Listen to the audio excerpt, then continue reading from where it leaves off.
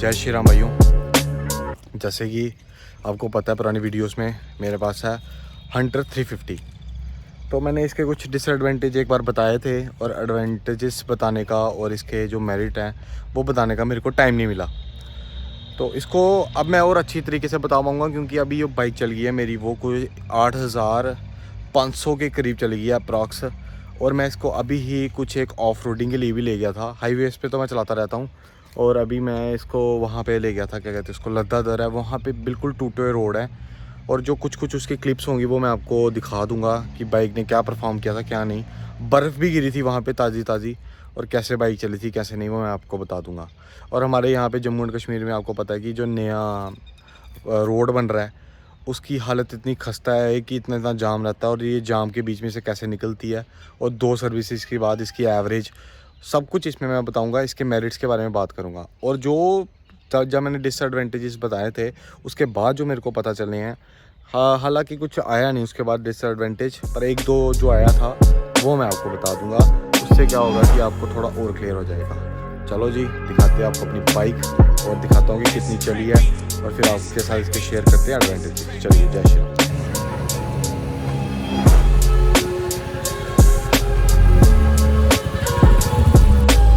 यही लद्दाख काफ़ी खूबसूरत जगह है और अब टाइम हो गया ऑन इसका मीटर। ये कुछ कम सा लगा, इसको थोड़ा सा अपडेट करिएगा। देखिए 8443.6 मतलब अप्रॉक्सीमेटली 8500 तक चल चुकी है बाइक अप्रॉक्सीमेटली। और 50 किलोमीटर होंगे और मैं वैसे भी थोड़ा घर से बाहर आया हूँ तो घर पहुँचते मेरे हो जाएंगे। और चलो कुछ इसके सिनेमैटिक्स आप एंजॉय करो, फिर वीडियो करते हैं शुरू।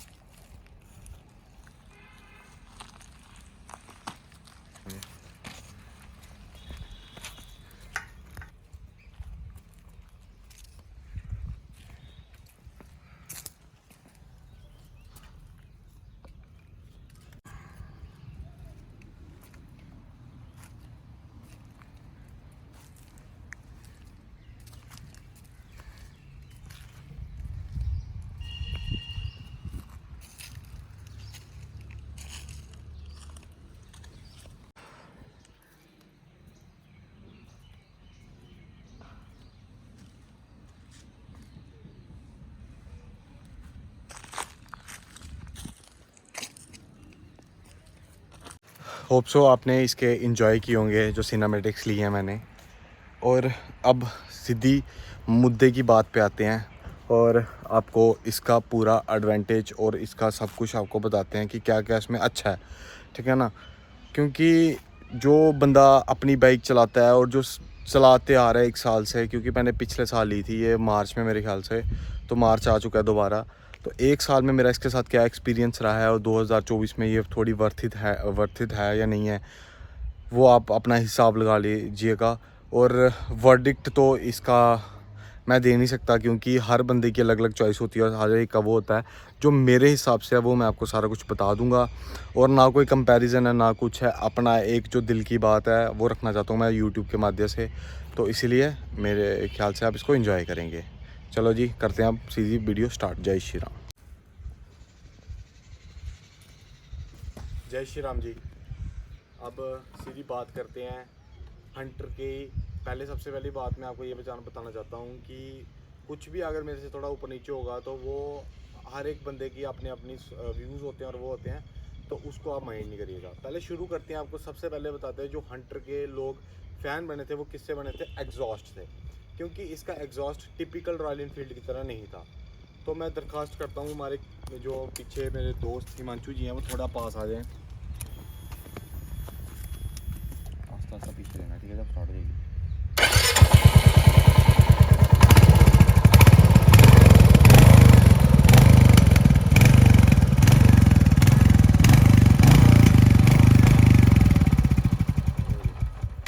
तो आपने सुना होगा इसका एग्जॉस्ट, आपने सुना होगा कि इतना छोटा एग्जॉस्ट, छोटा वॉल्यूम दिया गया है जिससे इसका थंप है जो बाकी आजकल रॉयल इनफील्ड आते हैं क्लासिक स्टैंडर्ड, इनसे काफ़ी गुना बेटर है।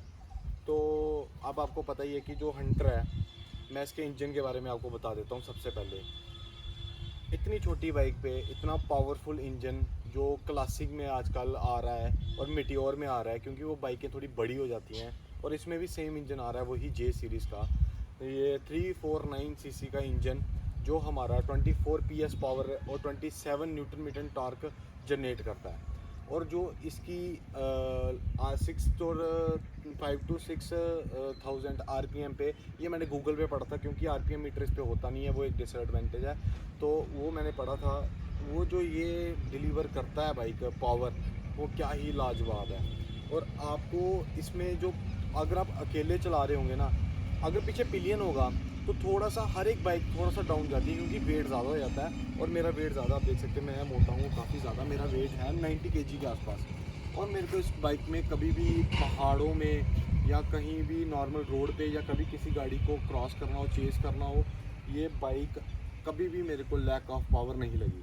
तो मैं सबसे पहले हैट्स ऑफ देता हूँ हमारे इंजन को। ये इंजन है जो नया रिलायबल इंजन कहा जा रहा है रॉयल इनफील्ड की तरफ से, विदाउट वाइब्रेशंस वाला, ये बिल्कुल सही बोला गया है। क्योंकि 80 तक जब आप गाड़ी को क्रूज़ करते रहेंगे, इसका इंजन वाइब्रेशन नहीं देगा, ना ही हाथों में, ना ही। जो इसके स्टॉक मिरर्स आते हैं वो मैंने उतरवा दिए हैं, क्योंकि वो वाइब्रेट करते ही करते हैं। एक टूरिंग वाले आते हैं जो एसेसरी आती है, वो चीज़ क्या बोलते हैं उसको, कोई बंदा अफोर्ड कर पाता और कोई नहीं। और मैंने ये लगवा लिए अपने ओरिजिनल, मैंने ये लिए थे 7100 के पड़े थे मेरे को, बट वो किसी कारण टूट गए मेरे से बाइक नीचे गिरने पे। तो एक ही साइड पे 2 बारी बाइक गिर गई, उस वजह से वो एक टूट गया, आपको पता है, दूसरा फिर किसी काम का होता नहीं है, तो फिर दोनों उतारने पड़े। ये मैंने आफ्टर मार्केट लगवाए हैं और इनका काम बहुत अच्छी तरीके से ये कर रहे हैं। अब दूसरी चीज़ की बात करते हैं, जो है बाइक का क्या बोलते हैं उसको, डिज़ाइन। ठीक है ना, इंजन मेन चीज़ थी, मैंने पहले कवर कर ली। अब बाइक का डिज़ाइन करते हैं इसका। वो अब देख सकते हैं बाइक जो ये है रेबल ब्लू टॉप मॉडल है ये। इसके नीचे एक डैपर आता है, ये रेट्रो में आता है, एक मेट्रो आता है। जो मेट्रो है वो अलॉय व्हील्स के साथ नहीं आता, उसमें बड़ी चीज़ें हैं जो चेंज हैं, उसके टायर का साइज़, उसमें अलॉय व्हील्स नहीं आते, उसमें वही आते हैं, स्पोक्स आते हैं। और उसकी जो ये हमारा इसका ये आता है कंसोल, वो भी कुछ अजीब सा है। तो उसमें और रेट्रो और मेट्रो में काफ़ी चेंजेस हैं, बट जो ये अपना रेबल और जो एक डैपर आता है ना, उसमें एक ही चेंज है, ये डबल कलर आता है, ये ड्यूल कलर में आती है इसकी टैंक, उसकी सिंगल कलर में आती है। तो ये मैंने देखा है कि रॉयल इनफील्ड का नाम होने के कारण इन्होंने इसी चीज़ पे इतना चार्जेस बढ़ाया है। 8 से 10 हज़ार तक आपको महंगी पड़ती है ये बाइक, ठीक है ना। मेरे को ये पड़ी थी 2,17,000 रुपये में, और 10,000 रुपये की मैंने इसमें एसेसरी लगवाई है। आप देख सकते हैं इसमें ओरिजिनल मैंने ये लगवाया हुआ है वाइज़र अपना, ये भी ओरिजिनल है, हमारे लेग गार्ड्स, और ये हमारा जो संप गार्ड आता है ये भी ओरिजिनल है। तो ये मेरे को कॉस्ट किए थे कम से कम 10,000 के अराउंड। तो चलो वो हो गया।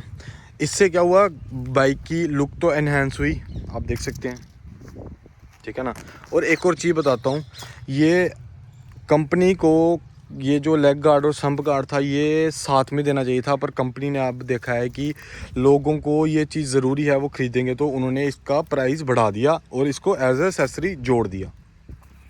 अब वाइज़र आपको पता है क्यों लगाना पड़ेगा, क्योंकि इसका ये जो है कंसोल है ये बचेगा, और हमारा इससे बाइक बचेगा थोड़ा, और हमारी टांगें बचेंगी, और इससे इंजन में जो गंद मिट्टी और थोड़े थोड़े कंकर जाएंगे वो बचेंगे।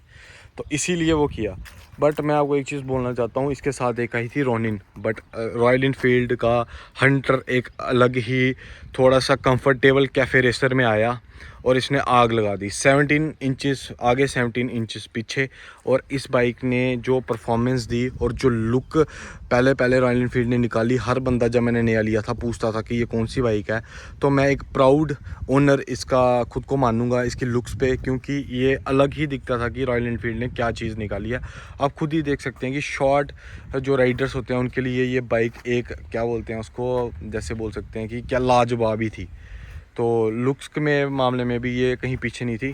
तो लुक्स और इसका कंसोल क्या कंसोल था, छोटी सी डिस्प्ले, और ये यहाँ पे वो मेटियोर जैसा दे दिया पूरा, और बड़ी ज़बरदस्त। बट एक चीज़ की उसमें मैं खामी साथ में बता देता हूँ आपको कि इसमें एक ट्रिप पॉड आता था जो उन्होंने एसेसरी पे ही कर दिया। पता नहीं रॉयल इनफील्ड बोलता है कि उसकी जो चिप है लगती है वो थोड़ा सा महंगा है, और वो चीज़ क्या बोलते हैं उसको, तभी हम उसको एसेसरी में जोड़ रहे हैं और ऑर्डर करके मंगवानी पड़ती है। डिज़ाइन बाकी इसका ज़बरदस्त। मैंने रेबल ब्लू कलर लिया, रेबल रेड भी है इसमें, और एक ब्लैक भी है, तो वो चीज़ बंदा अपनी पसंद पे लेता है। ये चीज़ मुझे अच्छी लगी थी क्योंकि ये मैट था, ग्लॉसी नहीं, इसलिए मैंने ये लिया। अब देख सकते हैं इसकी लुक।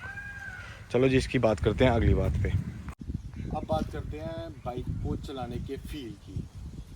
मतलब कि आप एक रॉयल इनफील्ड चला रहे हैं, उसमें क्या फ़ील होता था पहले, तक तक तक तक बुलेट जो पुरानी, उसके बाद उसका साइलेंसर निकाल दिया गया, लोगों ने मॉडिफाई कराना शुरू किया, उस पर लोगों के चलान होने शुरू हो गए। तो फिर कुछ लोग थे जो तब भी उसको बरकरार रखते थे शौक के कारण। कहते हैं ना कि शौक का कोई प्राइस नहीं होता, कोई वैल्यू नहीं होती शौक की। तो इसीलिए मैं आपको ये बोलना चाहता हूँ कि जो थंब इस टाइम हंटर ने रॉयल इनफील्ड ने दिया, एक तो चलाते चलाते उसका फील, और दूसरी चीज़ जो शॉर्ट राइडर्स हैं जैसे मैं हूँ, हमारे लिए, मैं 5-7 हूँ, मेरे लिए स्टैंडर्ड चलाना भी थोड़ा मुश्किल था। क्लासिक भी थोड़ी बड़ी बाइक थी, और जो मेटियोर थी वो हमारी जो गली थी वहाँ घुसने में थोड़ा सा उसको लगता, क्योंकि उसका हैंडल बड़ा था, और हमारे यहाँ पे जो गली हैं वो छोटी हैं जहाँ पे मैं रहता हूँ। तो इसीलिए मैंने ली ये गलियों में भी क्या चलती है और बीच से भी क्या निकलती है, और इसका मेटियोर से और क्लासिक से 10 किलो वेट कम होने से इस बाइक की जो हमारी फील और जो हमारा कंफर्ट और जो क्या बोलते हैं उसको हमारा कंट्रोल लाजवाब हो गया, एक नंबर हो गया। और इसीलिए रॉयल इनफील्ड हंटर में नए नए कलर और नई नई चीज़ें निकाले जा रहा है। अभी 2 कलर और किए थे, और ये इसीलिए ये बाइक 7-8 महीने में 1 लाख यूनिट को क्रॉस करके अपना माइलस्टोन इतनी जल्दी सेट कर गई। और जो इसके राइवल्स आए थे, जैसे रॉनिन आया था, एक और आया था, पता नहीं कौन सा, वो नाम नहीं उसका याद आ रहा, उससे इसको लोगों ने ज़्यादा पसंद किया। इसीलिए क्योंकि इसका जो छोटा सा अपना डिज़ाइन था, जो कॉम्पैक्ट बाइक, और इसका चलाने का फील वो बाकी रॉयल इनफील्ड से अलग है, इसीलिए इसका माइलस्टोन और ये बिकने में आगे रही। अब एक क्या चीज़ आती है, बंदा बोलता है कि यार जो हमारी बाइक है वो चलती किस पे है, वो चलती है टायर्स पे, ठीक है। तो यार कुछ लोग बोलते हैं कि यार ये स्प्लेंडर का पतला टायर है, स्किड मार जाएगा, कहीं आप गाड़ियों में भी बात चलेगी यार इसका कितना मोटा टायर है। Chunky tyres means performance and look, और लोगों का उस पर कॉन्फिडेंस बढ़ जाता है। वही चीज़ रॉयल इनफील्ड ने की है हमारी प्यारी हंटर 350 पे। अभी मैं आपको दिखाता हूँ कि मैं किस चीज़ की बात कर रहा हूँ। Look at this tyre. अब ये टायर देख सकते हैं, ये फ्रंट टायर है अभी फ़िलहाल। ये मैं कह रहा हूँ जो स्प्लेंडर जो छोटी मोटी बाइकें आती हैं उसके रेयर टायर से भी मोटा है ये। और इसका वो कहाँ लिखा हुआ है, वो दिख नहीं रहा मुझे जी, ये देखिए 110 70 17 110 70, और व्हील इंच कितना अपना 17 इंच का। तो ये चंकी टायर्स हैं जो ये हमारे जो रोड पे साथ देते हैं बाइक को लीन करते वक्त, वो आप उसका अंदाज़ा नहीं लगा सकते। चलो ये तो हो गया, बट अभी आप देखें पीछे दिस मैसिव टायर, ये देखिए आप साइज़। ये एक स्पोर्ट्स बाइक में आता था टायर।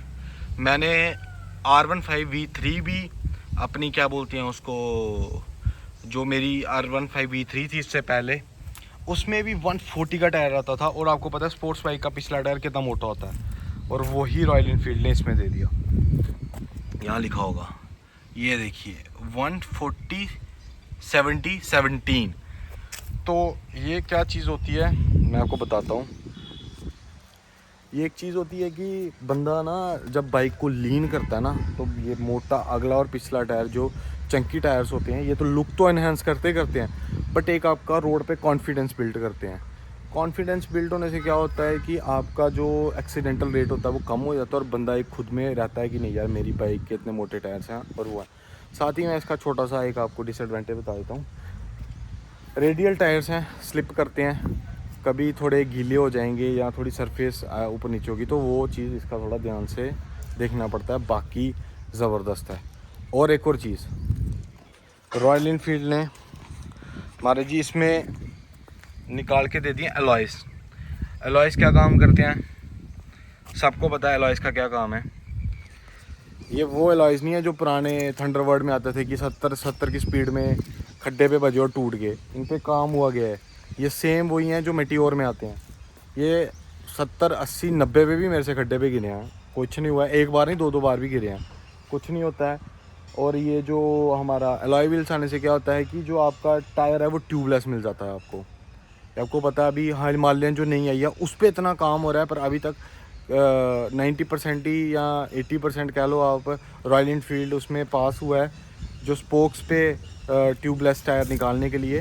तो इसमें ये काम करके इन्होंने बढ़िया कर दिया कि हाँ जी भाई इस चीज़ के पैसे थोड़े से दे दो, और पर एक तरफ से आप चिंतित फ्री हो जाओ कि आप एक ट्यूबलेस टायर की गाड़ी चला रहे हैं, बाइक चला रहे हैं। तो उससे क्या होता है कि मैं ये इसको प्लस पॉइंट में ही दूंगा अपने रॉयल इनफील्ड से। और साथ में उससे इसकी जो लुक है वो एनहेंस हो जाती है। देखिए आप, ये बड़े शानदार हैं, आप यहाँ से देखेंगे तो ये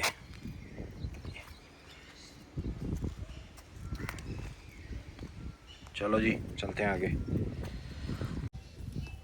अगली हम जो बात करते हैं वो करते हैं बाइक की उसकी। कुछ लोग पता क्या बोलते हैं, हाँ जी बाइक के जो सस्पेंशन है जी वो स्टिफ हैं। ठीक है, बाइक के सस्पेंशन है मैं मान गया स्टिफ है, कोई चक्कर नहीं है। ठीक है, उसका प्लस पॉइंट पता है आपको, जो 2 प्लस पॉइंट होते हैं स्टिफ सस्पेंशन के। एक तो अगर कोई भारी भरकम बंदा पीछे बैठ गया तो बाइक ज़्यादा दबके आपका टायर नीचे नहीं लगेगा। थोड़े स्टिफ हैं तो, क्योंकि ये बाइकें ऐसी होती हैं कि इनको रॉयल इनफील्ड वाले कुछ बंदे होते हैं वो हैवी होते हैं हमारी तरह। पीछे मेरा भाई देखना पाजी जिसको मैं बोलता हूँ वीरेश्वर, वो मोटा है, मैं उसको पीछे बैठाता हूँ, कोई खड्डे में गिर जाए बाइक या किसी स्पीड ब्रेकर नहीं पता चला गिरा तो ढाल बजा, ठीक है ना, तो उससे सस्पेंशन लीक हो जाते हैं। इससे क्या होता है, नहीं होते हैं। और आगे वाला जो ये अपना थोड़ा स्टिफ है उसका मैं आपको प्लस पॉइंट बताता हूँ। जब आप बाइक को लीन करते हैं ना कई बार, तो स्टिफ सस्पेंशन क्या करता है, लीनिंग में आपको तगड़ा सपोर्ट देता है, उससे आपका कॉन्फिडेंस बिल्ड रहता है। तो इसको हम इसके मेरिट में ही लेंगे। हाँ वो है कि थोड़े स्टिफ हैं, वो बंदे को पहले ही समझ के चलना पड़ेगा। ये थोड़ी है कि दबते ही नहीं है, दबते तो हैं पर थोड़ा सा स्टिफ साइडर में है। बट उसके आप एडवांटेज भी तो देखो, ये इसकी एडवांटेज है जो मुझे लगती है, बाकी सबका अपना अपना होता है। अब देखिए मैं बैठ गया हूँ इस पर, मैं 5-7 हूँ और मैं आपको एक प्रपोर्शन दिखाता हूँ बॉडी का जो हर बंदे को पता होगा। कई बार क्या होती है कि जो हमारी सेंटर लाइन होती है ना, ये पेल्विक वाली, किसी की टांगे शॉर्ट होती है और अपर बड़ा होता है, किसी का अपर थोड़ा सा छोटा होता है और टांगे लंबी होती है। सही बात है ना, जैसे हमारी माचू ही हम उनको ही पूछ लेते हैं, होता ना ये चीज़। हाँ तो ये क्या चीज़ होती है, कुछ लोग आप देखा पैंट ऊपर पहनते हैं क्योंकि उनका ऊपर ही होते ही हैं टांगे। तो उस हिसाब से मेरी थोड़ी जो लोअर बॉडी है, ये मैंने खुद ही मेज़र करके देखी है, वो थोड़ी सी अपर वाली से छोटी है, तब भी मेरे पैर इतने फिट से लग रहे हैं। और कौन बोलता है इसके पीछे जगह नहीं बचती, आप खुद देख सकते हैं इसके पीछे जगह। हम 2 एडल्ट्स बैठते हैं, एक 97 kg है और एक मैं 89 kg। तो हम बैठते हैं और ये बाइक चलती है, दौड़ती है, मैं आपको सही बताऊँ तो क्रूज़ करती है मज़े से वो चीज़। ये आप देख सकते हैं कि शॉर्ट राइडर्स के लिए रॉयल इनफील्ड ने सोचा है और ये बाइक दी है। और जो बोलते हैं इसकी ग्राउंड क्लियरेंस, बाइक कहीं बाइक नीचे नहीं लगती है, ऐसी जगह लगेगी क्योंकि संप गार्ड जो दिया है वो कंपनी की खुद गलती है कि संप गार्ड से ही 2-2 इंच संप गार्ड नीचे जाता है, तो उससे बाइक नीचे लगती है। अगर आपने बाइक नंगी रखी है ना, नीचे से नंगा इंजन रखा है, तो बाइक नीचे नहीं लगती है। मैंने बिना उसके भी चलाई है। तो इसलिए क्या बोल सकते हैं कि कुछ लोग जो यूज़ नहीं करते हैं वो लोग बोल देते हैं कि यार ये ऐसा है वैसा है, इसका छोटा ग्राउंड क्लियरेंस है, क्योंकि फिर वही चीज़ होती है ना कि अगर अपने पास नहीं है तो चलो बराबरी नहीं तो बुराई कर देते हैं।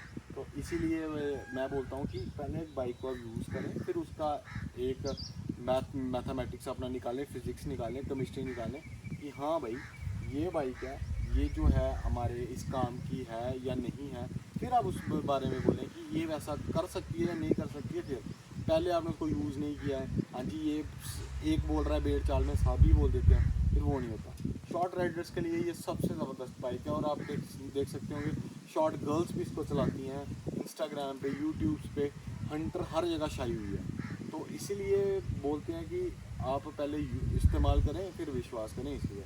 और मैं आपको बता रहा हूँ कि ग्राउंड क्लियरेंस बेस्ट है इसकी। और स्टिफ ये जो हमारे सस्पेंशन की वजह से इसका वो जो है क्या बोलते हैं उसको व्हील बेस है वो छोटा है, और स्टिफ वो होने के कारण इसका नीचे से नहीं लगता है। एक स्टिफ होने का ये भी मेरे को पॉजिटिव पॉइंट याद आ गया। चलो जी अब एक लास्ट आपको बताते हैं इसका। अब ये है लास्ट जो है ये हमारा ट्रिप मीटर पढ़ने में कितना आसान है। देखो ये बताएगा आपको इको गियर की आपकी लो आरपीएम में गाड़ी चल रही है, गियर्स E to F। ये हमारा ट्रिप मीटर F आ गया क्योंकि रिजर्व लगा हुआ है। ये देखिए चेंज होता है, ये आ गया ओडोमीटर, ये ट्रिप A, ट्रिप B, और ये पढ़ने में बिल्कुल आसान है, इसमें कोई इतना कोई साइंस नहीं है, कोई वो नहीं है, ठीक है ना। तो उसके बाद मैं आपको एक चीज़ बताता हूँ बड़ी ही जो सही है। जब मैंने बाइक ली थी E20 उसी टाइम यूज़ हुआ था, रॉयल एनफील्ड ने इस बाइक को अप टू E20 कर दिया था। आपको पता है कि पेट्रोल पंप्स में जो मिलावट होती है वो कितनी होती है, तो इसी कारण मैं आपको एक चीज़ बताना चाहता हूँ। इसी कारण मैंने जल्दी देखा कि हाँ यार ये है E20, और मैंने गूगल किया, मैंने पढ़ा E मतलब इथेनॉल। इथेनॉल पेट्रोल्स में 20% मिलाया जा रहा था। तो उससे क्या होता था कि बाइक का जो इंजन में लोड बढ़ता था और सर्विसेज में था वो थोड़ा सा मुश्किल लगता था, ठीक है ना। तो इसीलिए जो रस्टिंग और जो भी इशू बनता था वो बड़ा ही ज़्यादा मेजर हो गया था रस्टिंग का अंदर। तो इसीलिए कंपनी ने E20 निकाल दिया, क्योंकि अभी तो इथेनॉल देखो ना, आप पेट्रोल पंप्स में आपको पता है हम तो चेकिंग कर नहीं सकते, जो चेकर्स होते हैं वो करते होंगे या करप्शन चलती है, सब कुछ चलता है, तो उससे क्या होता है हमारी बाइक पे नुकसान पड़ता है। तो इसीलिए E20 का आना हमारे लिए बड़ा ही लाभदायक था। चलो जी अब बात करते हैं कि रॉयल एनफील्ड ये खर्चा कितना मांगती है। कुछ खर्चा नहीं है, कुछ मेंटेनेंस नहीं है। आपको बाइक के साथ एक आता है क्लीनर, आता है चेन क्लीनर और चेन ल्यूब आती है, बस एक क्लास उसके साथ कराते जाएं आप और उसको साफ़ करते जाएं और बाइक को ल्यूब करते जाएं और आपको कोई दिक्कत नहीं आएगी। और जी मैं आपको इसकी बात बताना चाहता हूँ कि जो इसके मेन पार्ट्स हैं, जैसे इंडिकेटर किसी का छोटा मोटा टूट जाता है, और ब्रेक शू हैं जो घिसते ही रहते हैं। ब्रेक शू इसके 250 रुपये में पड़ जाते हैं, अगले और पिछले दोनों। मैंने एक बार चेंज करवाया, अगला घिसते भी जल्दी हैं और क्या बोलते हैं उसको चेंज भी 250 रुपये में हो जाते हैं। और इंडिकेटर हैं वो भी आपको सस्ते में पड़ता है, इसका महंगा नहीं पड़ता है। क्लच लीवर लूवर ये चीज़ें जो छोटी मोटी हैं, जो बाइक थोड़ी सी गिरी टिल्ट हुई तो ये क्या बोलते हैं उसको जल्दी टूट जाते हैं, तो ये चीज़ें इसकी सस्ती हैं। बट एक चीज़ मैं आपको बता दूं कि भाई इसके पार्ट्स सही में बहुत महंगे हैं। इसका अगर आपको ये जो आपको संप कार्ड चाहिए, ये 3500 रुपये का संप कार्ड है, इसका ये भी 3500 रुपये का। मैं कह रहा हूँ इतना सा वाइज़र इसका 2500 रुपये का वाइज़र है, तो वो आप हिसाब लगा लें कि इसका जो पार्ट्स है वो महंगे हैं। बट जो छोटी मोटी चीज़ें हैं वो जो रेगुलर यूज़ होती हैं, ये तो हो गया ना कि शौकी तरीके तौर पे एक बार लगवा ली, एक्सेसरी तो एक बार लगी रहेगी। बट जो लीवर इंडिकेटर ये सब कुछ जो छोटा मोटा रहता है, जो टूटता वूटता रहता है, ये चीज़ इसकी सस्ती है। ये भी रॉयल एनफील्ड के एडवांटेज में जाती है आजकल। चलो जी चलते हैं। और पहली सर्विस हुई थी इसकी 500 पे, जो कॉस्ट की थी मुझे 886। थोड़ा सा मैंने इसको और चेकअप कराया था कि मैंने बोला था इसकी क्लच की तार खोलो थोड़ी टाइट है, उसको साफ़ करो, ये वो सब कुछ ऐसे करवाया था खुद से। और क्या बोलते हैं उसको लेबर फ्री होती है इसकी। दूसरी इसकी सर्विस हुई 5000 पे, और जो 5000 पे सर्विस हुई उस पर जो इंजन ऑयल था ना वो चेंज नहीं हुआ, क्योंकि एज़ पर रॉयल एनफील्ड का जो नया इन्होंने इंस्ट्रक्शन निकाला है कि उस पर आपको कस्टमर को 5000 पे ऑयल सेकंड सर्विस पे ऑयल चेंज कराने को नहीं ज़रूरत है। और कुछ कंपनीज पहले कर देती थी पैसा कमाने के चक्कर में, मतलब कुछ स्टेशंस, तो उस स्टेशन ने मेरे को बोला कि सर नहीं है ज़रूरत। तो मैंने गूगल किया, आप भी कर सकते हैं, उस पर साफ साफ लिखा कि कोई ज़रूरत नहीं है सेकंड सर्विस पे इसकी ऑयल चेंज करवाने की। तो अब जो आने वाली है वो आएगी 10,000 पे, तो 10,000 पे इसका ऑयल चेंज होगा। जो कॉस्ट आएगी वो मैं आपके साथ शेयर कर दूँगा वहीं जाके सर्विस स्टेशन पे, और बताऊँगा कि मैं कहाँ से सर्विस करवाता हूँ। और सबसे बड़ी बात है जो उसका हीटिंग इशू था, बड़ा ज़्यादा हीट करती थी ये, पहली सर्विस के बाद कम हुई, दूसरी सर्विस के बाद जो इसका तेल था ना, नया नया करके जब कहते हैं कि तेल 5000 तक इसका ख़राब नहीं हुआ था, तो उसमें मैंने एक चीज़ नोटिस किया, अभी सर्दियाँ भी आ गई थी हमारे यहाँ पे, बट एक चीज़ थी कि हीटिंग इशू में कम से कम भी 50 to 60% फ़र्क पड़ गया। अब ये तो बाइक है 350 सीसी है, ऑन रहेगा, पहले दूसरे गियर पे चलेगा, वो तो गर्म होगा ही होगा इंजन, तभी गर्म होगा इंजन तो परफॉर्म करेगा, नहीं तो ठंडा इंजन क्या ही परफॉर्म करेगा, आवाज़ ही गलत रखता है वो इंजन। तो इसीलिए मैं आपको बोलना चाहता हूँ कि हीटिंग इशू में भी इसका बड़ा ज़्यादा मेरे को इफ़ेक्ट दिखा बाइक का आस्ता आस्ता डे टू डे चलाते चलाते चलाते। अब थर्ड सर्विस के बाद तो बड़ा ज़्यादा स्मूथ हो जाएगी बाइक, और इंजन ऑयल चेंज होने के बाद और हीटिंग इशू कम हो जाएगा। तो ये मैं रॉयल एनफील्ड की बाकी बात करना चाहूँगा कि उन्होंने अपनी सर्विस को काफ़ी पहले से अपग्रेड किया है। और बात आती है बाइक के माइलेज की, जो मेन एंड सबसे मेजर चीज़ होती है, मेन चीज़ लास्ट में और पहले में बात करनी चाहिए। माइलेज जो मेरी बाइक मुझे देती है, अगर मैं आपको बताऊँ सिटीज़ में चलाना हो तो 25 के ऊपर आप नहीं निकाल सकते, सीधी सी बात है। और अगर आपने इसको हाईवे पे क्रूज करते हो 80 to 90, तो ये इको मोड पे चलता है, तो ये 30 की एवरेज आपको दे देता है, 30 से प्लस भी जा सकता है 32 तक, उससे ज़्यादा नहीं। क्योंकि इसके टायर्स आपने देखे हैं, चंकी टायर्स हैं, छोटा बाइक है, पिकअप ज़्यादा है, और अपना क्या बोलते हैं, इसका जो बंदा इसको चलाता है राइड करता है तो उसका इसको खींचने का मन ज़रूर करता है। तो इसीलिए चंकी टायर्स होने के कारण, मोटे टायर होने के कारण ये माइलेज थोड़ी कम देता है, बट फिर भी आप इसके साथ थोड़ा सही रहेंगे, क्योंकि इसकी राइड ऐसी है जैसे आप स्प्लेंडर चला रहे हैं बीच में सिटी के, क्योंकि ये बड़ी अच्छी तरह से हैंड ओवर हो जाता है। तो चलो, अब यही था लास्ट इसका। होप सो आपको वीडियो अच्छी लगी होगी, और यहीं पे एंड करते हैं अपने रॉयल एनफील्ड की थोड़ी एडवांटेजेस का। अगर कोई मेरे को आगे आगे और सर्विस के बाद अच्छी चीज़ लगेगी वो मैं आपके साथ ज़रूर शेयर करूँगा। जय श्री राम, जय हिंद।